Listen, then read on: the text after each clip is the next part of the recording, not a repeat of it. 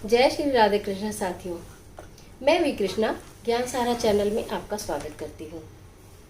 कैसे हैं आप? आपके अच्छे स्वास्थ्य और सुखद जीवन की मंगल कामना करते हुए आपके और अपने इष्ट देवों को कोटि कोटि नमन करते हुए और अपने से बड़ों को प्रणाम करते हुए वीडियो प्रारंभ करते हैं।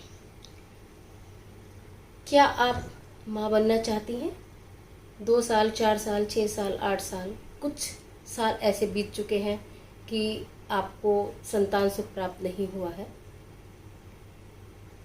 सर्वप्रथम ये कहना चाहूँगी कि आप जो भी आपका डॉक्टर का ट्रीटमेंट यदि चल रहा है या डॉक्टर से इलाज आपका चल रहा है उसे आप कंटिन्यू रखिएगा। लेकिन कुछ दिव्य उपाय जो जन्माष्टमी के दिन करने के लिए मैं बता रही हूँ, यदि आप उसे कर लेती हैं तो मेरा तो अपना ऐसा मानना है, तो ईश्वर ने चाहा तो आपको नेक्स्ट अगली जन्माष्टमी से पहले संतान सुख अवश्य ही प्राप्त हो जाएगा। तुझे सूरज कहूँ या चंदा, तुझे दीप कहूँ या तारा, मेरा नाम करेगा रोशन, छक में मेरा राज दुलारा। क्या कह सकते हैं? मेरे घर आई एक नन्ही परी, चांदनी के हसीन रथ पे सवार। जी हाँ, कितना अच्छा लगता है सुनने में संतान शब्द। औलाद सुख का भी कारण है और कहीं कहीं दुख का भी। लेकिन माँ सुनने के लिए जब एक महिला के कान तरसते हैं तो उसके दिल में बहुत सारे भाव उठते हैं कि ऐसा क्या है, प्रकृति ने ऐसा क्या मेरे साथ किया कि मुझे ये सुख नहीं प्राप्त हो रहा। लेकिन ऐसा नहीं होता, सुख अवश्य प्राप्त होगा, कभी कभी थोड़ी देर हो जाती है। तो आप अपने जो कार्य करती हैं वो आप करती रहें। उसके अलावा कुछ दिव्य उपाय जो जन्माष्टमी के दिन के लिए मैं आपको बता रही हूँ, ये आप अवश्य कर लीजिए। और मेरा भी अटूट विश्वास है और आप भी पूरे विश्वास के साथ करिएगा। कोई भी ऐसा कार्य ना करें यदि आपके घर में आपके पति को या आपके घर के बड़ों को ये चीज़ें पसंद ना हो तो बेशक ना करिएगा, लेकिन करिएगा सबकी सहमति से और विश्वास से। सबसे पहले आप जन्माष्टमी से पहले दिन ले आइएगा। जन्माष्टमी की सुबह नहा धोकर एक छोटा सा कान्हा जी का पोस्टर लाइएगा जिसमें कान्हा जी माखन खा रहे हैं, चारों तरफ माखन बिखरा हुआ है, उनके मुंह पर भी लगा हुआ है। वो आप अपने बेडरूम में बिल्कुल ऐसी जगह पर लगाइएगा कि जब भी आपकी आंख खुले तो आपको उनके दर्शन। दूसरा, आप एक काम करिएगा, मोरपंख, ये देखिए मोरपंख बाजार में आसानी से मिल जाता है। आप ये ना सोचिएगा कि हर वीडियो में मैं मोरपंख के बारे में बता रही हैं। किसी जानवर को नुकसान पहुंचाना हमारा कोई ऐसा उद्देश्य नहीं। एक्चुअली क्या होता है, जब मोर मोरनी बहुत प्रसन्न होते हैं और दोनों नाचते हैं खुशी से, तो कुछ मोर उनके पंख जो है वो नीचे गिर जाते हैं। लोग उनको ले आते हैं और बेचते हैं, तो ये आपको बाजार में मिल जाते हैं। तो आपने ऐसे मोरपंख लेने हैं 5, और उन 5 मोर पंखों को एक लाल धागे में या कलावे में आपको बांध लेना है। और उसके बाद वो भी आपको अपने बेडरूम में अपने बेड के सामने की साइड आपको लगा देने हैं, जिससे कि उनके दर्शन आपको होते रहें। ये काम आप बहुत आसानी से जन्माष्टमी के दिन सुबह सुबह नहा धोकर आपको करना है। तीसरा, कई बार ऐसा भी होता है कि देखिए महिलाओं को नज़र भी होती है, कई बार नज़र होती है, कुछ बंदिशें ऐसी हो जाती हैं जिनके बारे में हमें पता भी नहीं होता। तो नज़र उतार लेने में तो कोई बुराई नहीं है। एक मोरपंख ले लीजिएगा, उसको 7 टाइम्स एंटी क्लॉकवाइज, ये तो क्लॉकवाइज एंटी क्लॉकवाइज 7 टाइम अपने ऊपर से उतार लीजिएगा। उसके बाद उस मोरपंख को बहते जल में कहीं प्रवाहित कर दीजिएगा। यदि बहता जल आपको नहीं मिल रहा है कहीं, तो कोई बात नहीं, पीपल के पेड़ के नीचे रख आइएगा। इस तरह से आपके ऊपर अगर कोई टोक लगी है, कोई रोक लगी है, तो वो बिल्कुल की बिल्कुल उतर जाएगी।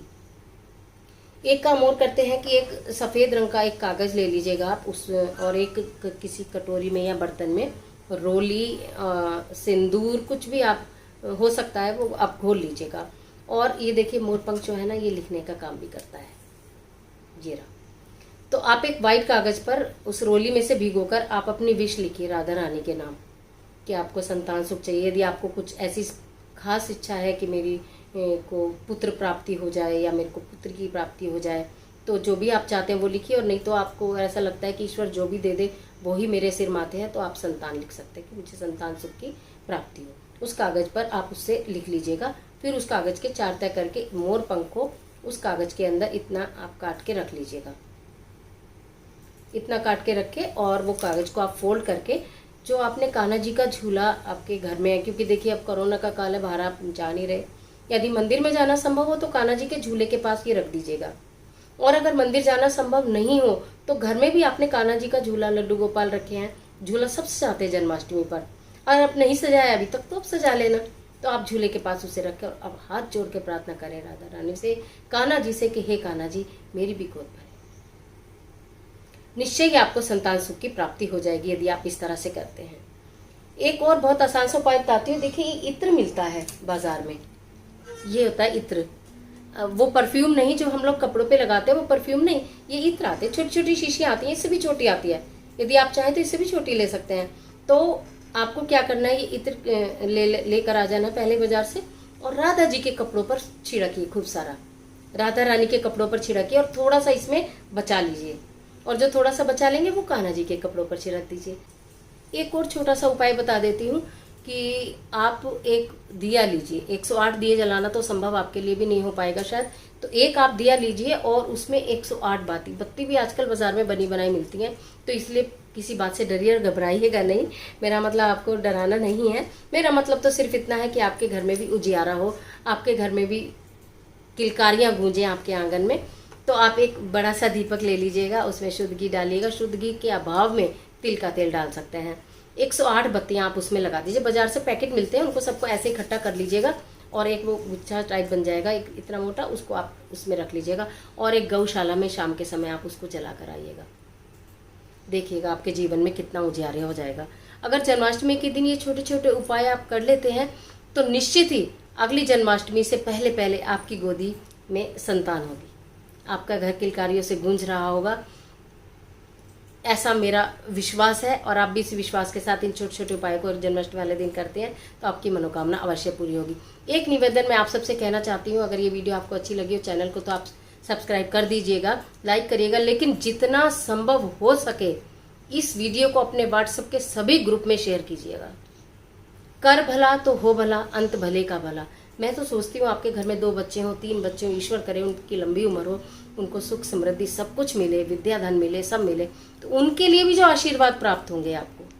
अगर किसी का भला आपके माध्यम से होता है, अगर इस वीडियो को आप अपने ग्रुप में व्हाट्सएप ग्रुप में शेयर करते हैं और किसी का इससे भला हो जाता है तो आपके लिए बहुत सारी दुआएं उनके मुंह से निकलेंगी। कहते हैं यदि हम किसी का भला कर रहे होते हैं तो कहीं ना कहीं ईश्वर हमारा भला कर रहा होता है।